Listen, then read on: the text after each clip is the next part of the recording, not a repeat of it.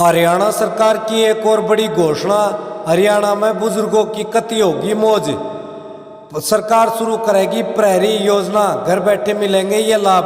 भाई कौन कौन बन सकता है प्रहरी और क्या है उसके लिए बाउंडेशन, और वो जो भी बनेगा प्रहरी उसने क्या मिलेगा फायदा, उस तय बुजुर्गा का क्यों कर होगी मौज।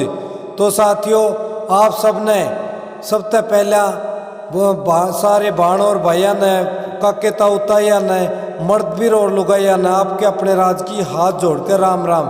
तो आज की मुख्य अपडेट प्रहरी योजना से संबंधित है, जो कि इस प्रकार से है। बुजुर्गों की बल्ले बल्ले, हरियाणा सरकार शुरू करेगी प्रहरी योजना, घर बैठे मिलेंगे सब बुजुर्गों ने ये फायदे। हरियाणा के सीएम मनोहर लाल ने शनिवार को वृद्धावस्था समान भत्ता के नए लाभार्थियों से सीधा संवाद किया। इस दौरान उन्होंने कहा कि बुढ़ापा पेंशन वह पहली योजना है जिसे सरकार ने परिवार पहचान पत्र से जोड़ा और यह प्रयोग बेहद सफल रहा। इस दौरान पिछले 6 महीनों में ऑटोमेटिकली लगभग 16,500 बुजुर्गों को घर बैठे अपने आप बगैर किसी कागज के मिलने लगी पेंशन। वह पहली योजना जिसने सरकार ने परिवार पहचान पत्र से जोड़ा। बुजुर्गों के लिए प्रहरी योजना लागू। मुख्यमंत्री ने कहा कि हमारी सरकार ने वित्त वर्ष 2023-24 के बजट में 80 साल से अधिक उम्र के बुजुर्गों के लिए प्रहरी योजना शुरुआत करने की घोषणा की थी। परिवार पहचान पत्र में ऐसे बुजुर्गों की संख्या का आंकड़ा 2.25 लाख सामने आया है। इनमें से 3600 बुजुर्ग ऐसे हैं जो बिल्कुल अकेले रह रहे हैं, मतलब निसहाय है, असहाय है, जिनके या तो परिवार वालों ने निकाल दिया है या जिनकी देखभाल करने वाला परिवार में कोई नहीं है। इन बुजुर्गों का कुशल क्षेम पूछने के लिए वॉलंटियर्स या सरकारी कर्मचारियों की ड्यूटी लगाई जाएगी, जो महीने में एक बार उनसे व्यक्तिगत रूप से मुलाकात करेंगे, इन बुजुर्गों का हालचाल पूछेंगे।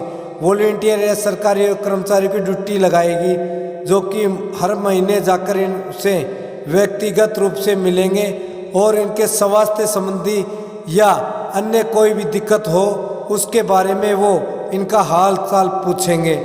घर बैठे होगा समाधान।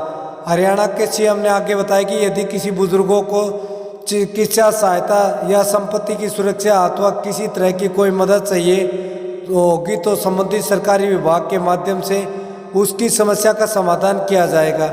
उसे कही जाने वाली आवश्यकता नहीं है, मतलब वो कहीं नहीं जाएगा। उन्होंने कहा कि वरिष्ठ नागरिक सेवा आश्रम योजना के तहत सरकार द्वारा अकेले रह रहे बुजुर्गों की देखभाल सेवा आश्रमों में ही की जाएगी। समर्पण पोर्टल पर कराए रजिस्ट्रेशन। मुख्यमंत्री ने लाभार्थियों से 60 साल की उम्र के बाद समाज सेवा के लिए आगे आने का आग्रह किया। उन्होंने कहा कि सरकार ने समर्पण पोर्टल बनाया है जिस पर कोई भी व्यक्ति वॉलंटियर के तौर पर स्वयं का रजिस्ट्रेशन करवा सकता है। वसुधैव कुटुंबकम हमारे देश की संस्कृति है, इसलिए सभी को समाज की भलाई के लिए मिलकर काम करना होगा, मतलब बुजुर्गों के लिए सबको आगे आना होगा। अब प्रहरी योजना के तहत सभी जो भी 80 साल से ऊपर का बुजुर्ग है उसका कुशल क्षेम पूछने के लिए वॉलंटियर या सरकारी कर्मचारी उनके घर आएंगे और जो भी उनकी सहायता होगी वो सब सरकार करेगी। तो साथियों, यदि आप में से कोई भी ताऊ ताई या फिर दादा दादी वॉलंटियर बनना चाहता है या फिर सरकारी कर्मचारी है, तो यदि वो प्रहरी योजना से जुड़ना चाहता है तो वह जाकर आप ऑनलाइन अपना रजिस्ट्रेशन कराएं, वह सेवा का लाभ अवश्य उठाएं। जय हिंद, जय भारत।